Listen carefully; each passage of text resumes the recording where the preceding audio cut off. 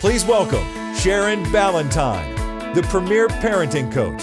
As the mother of 3 grown children, sometimes I just like to commiserate with other parents about the highs and lows of parenting. It can be helpful. Do you agree? Yes? Through these highs and lows, my kids have been my greatest teachers, and I thought I was here to teach them. Let me ask you, who here is a parent? Cool. How about a grandparent? Yay. Or you've taken care of a child. It's huge, isn't it?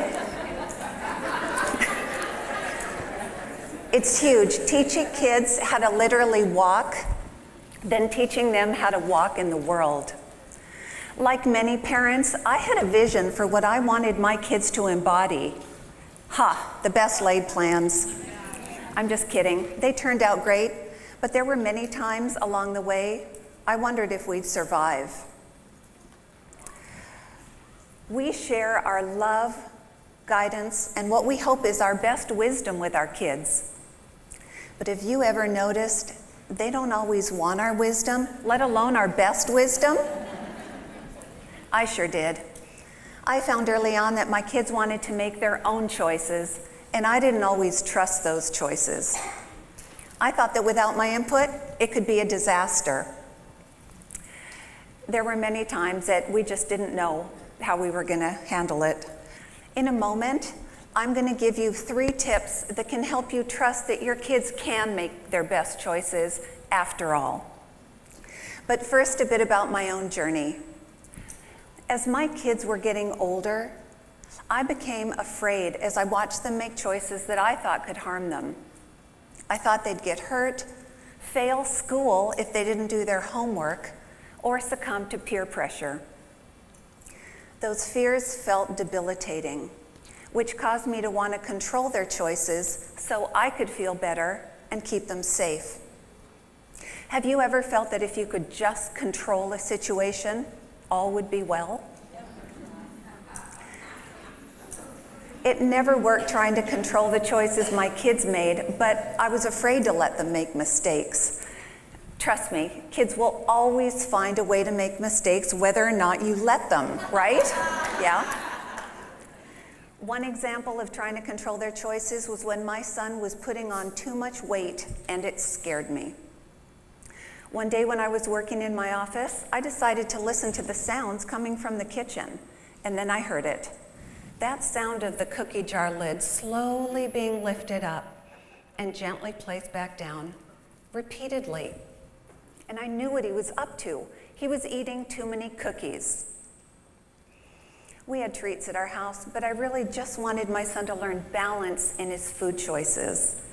It terrified me to think he was out of control.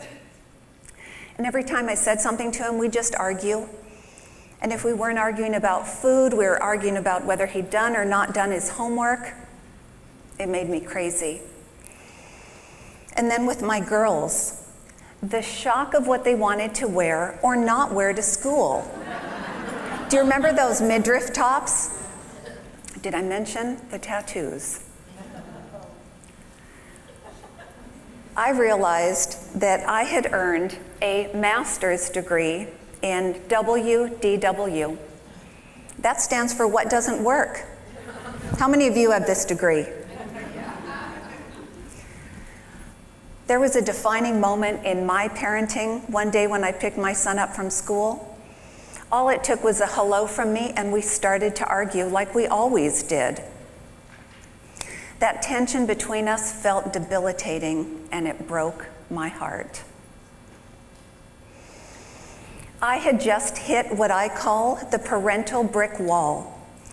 Have you ever hit this wall and boom, there's no longer any productive communication, and it feels like there's a brick wall between you and your child? Well, I had to hit this wall hard before I could make a new choice that involved relinquishing control and allowing my kids to choose for themselves. Some parents may argue they should make the choices for their kids until a certain age because their priority is to keep their child safe. I get that. But take our teens, for example. They spend so much time away from us. we can't possibly keep them safe and see that they make their best choices. Therefore, a crucial point. It's important to teach your kids how to recognize their own best answers so they and you can trust those choices. Here are the 3 tips I promised. Number 1, start with you. Practice using your internal guidance system, IGS for short. Your IGS is your inner compass and personal GPS. It's your heart, gut, and intuition. You access your IGS through your feelings. So when you make a choice by what feels the best, it'll be a choice that serves you, whether it's responding to your child or otherwise. Remember those feelings that you explored when choosing your job, your home, your relationships? That's your IGS. Tip number 2, teach your kids to tap into their internal guidance. If you want your kids to be safe and self-reliant, it's important to teach them their answers come from within and not from outside sources. Encourage your child to pay attention to how they're feeling when faced with a choice. Are they following their peer group or tapping into their own intuition? Encourage your child to notice the results when they do follow their guidance and also when they don't follow their guidance. It's valuable both ways. And tip number 3, inspire your child by the example you set. Have you ever noticed that kids don't listen half as much as they watch your every move? If your kids are observing you doubting your own choices, they won't be inspired to trust the ones they're making. If, on the other hand, you show them what it looks like to go within and feel for your best choice, they'll develop the confidence to do it themselves. Again, tip number 1, practice using your internal guidance system.